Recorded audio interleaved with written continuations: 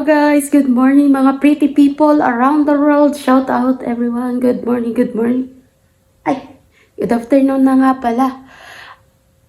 For today's video, medyo naputol yung ating work kasi tumawag na yung delivery man ng aking inorderan na items for today na hindi naman para yun sa akin. Parang pinabili lang sa akin pero hindi pa yan madadala sa Pilipinas.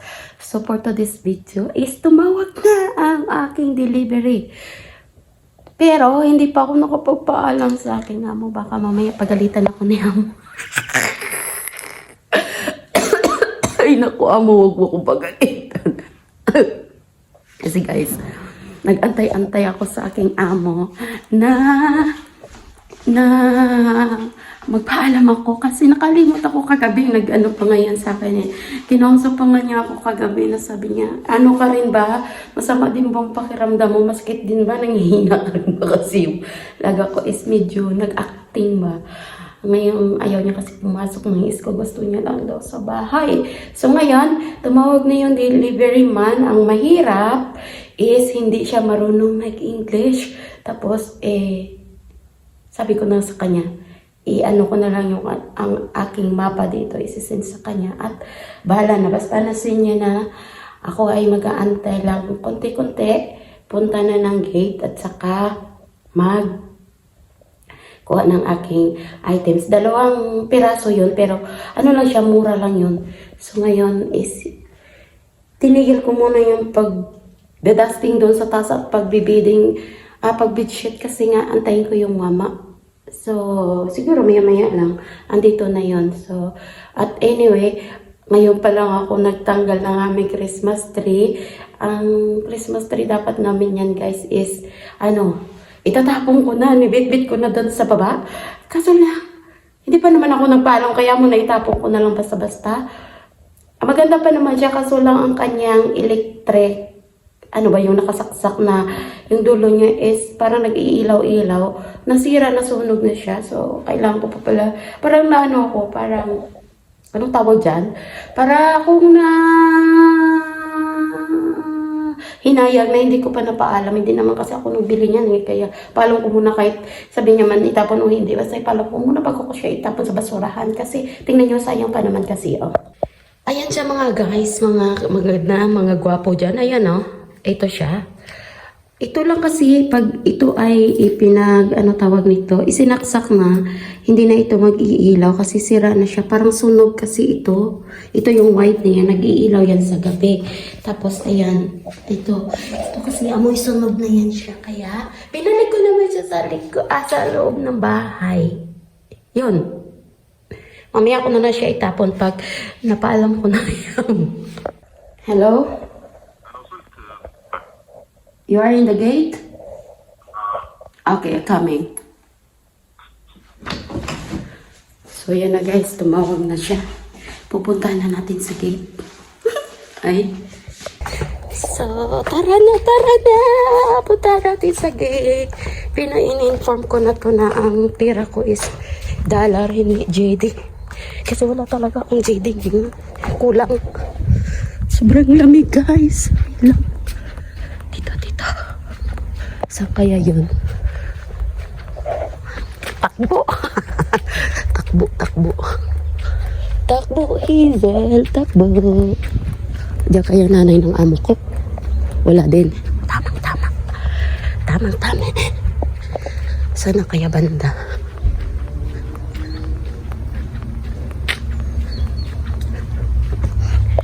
Teka lang, kunin natin pera ko guys.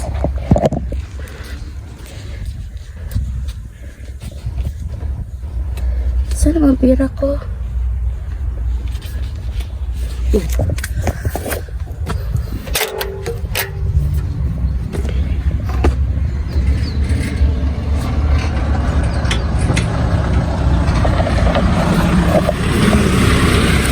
Ay, saan na kaya yun? Ayan pala siya kasi maglabas na ng Hi nako guys, ito na yung order ko. Tapos, wawaisan pa ako ng delivery man.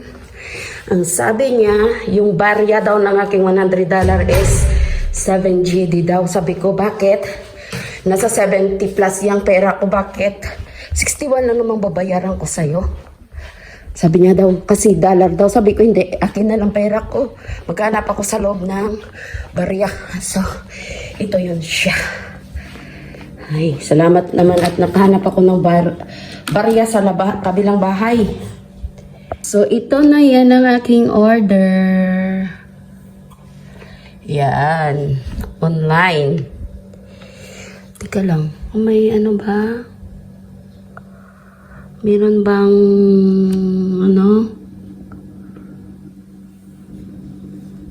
Tingnan ko muna. Baka mamaya japik ba? Baka chinopi ako ng mama. Guys wait lang. Yung last na nag-deliver noon sa akin, mabait yun. At saka sabi sa akin, kung ano daw, may mga ipabibili daw ako sa kanya. Just ano lang, yung tawagan ko lang daw siya. Ito ngayon parang, ewan, gusto pa yata magkaroon ng tita. Mahal to eh. Naano ko nga lang to eh, nabunot ito. Uy, ito siya guys. Tsaka parang hindi na maganda ang ano. Kanyang paper bag. Ayan, ito yan. May previous ako. Thank you. Ayan o. Binigyan pa ako ng palibreng hikaw. Ayan o. May palibreng hikaw pa kasi Christmas. Lumagpas yung Christmas. Ayan, thank you. And then, ito yung aking resibo. Ito.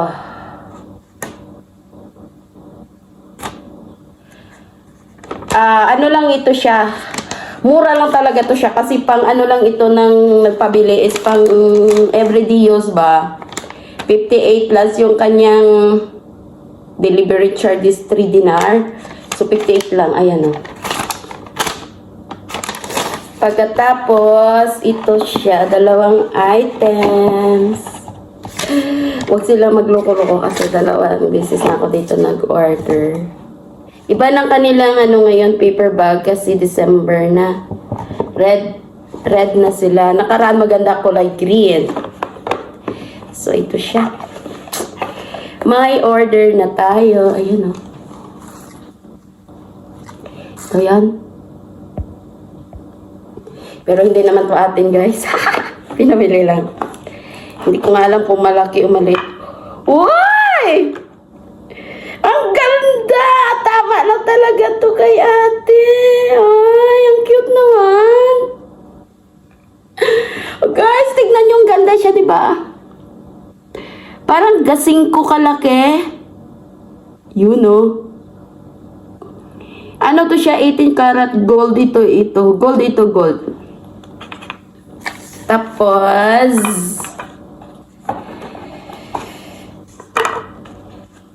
ito ang letter R. Ha! Ito naman yung letter R. Ganda! Ay! Ganda siya! Ay! Ano lang pala siya? Sobra siyang ano?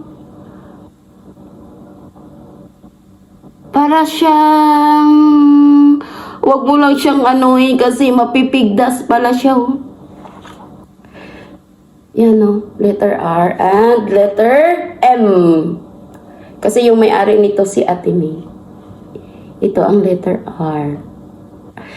Kaya hindi, not expecting talaga na good, ano or medyo mabigat siya. Kasi nga, ang price niya is sobrang murang talaga siya. 29 lang talaga to siya, 29 GD. Yan o. Yan. So, ito na siya. Last. Siyempre, ako nag-order. Ako, ito yung ano, bigyan daw niya na previous. Diba? Ate, may akin daw tong previous, sabi kanina ng mama. So, ayan guys. Ito na siya. Thank you talaga. Ito siya, 2 order. Yan. So, hanggang dito na lang. Na-istorbo yung trabaho ko, guys. Na-istorbo ang aking trabaho. So, back to work na ako. Baka mamay pagalitan ako ni amo. Sorry, madam. Kasi hindi kami nagkaabot ni madam eh. Ano pa ito? Dito lang ito, ipon mo na sa akin kasi nga daw, wala pa naman uuwi ng Pilipinas. Di ko pa alam kung kailan uuwi. So, ayan na siya. Thank you. Bye-bye.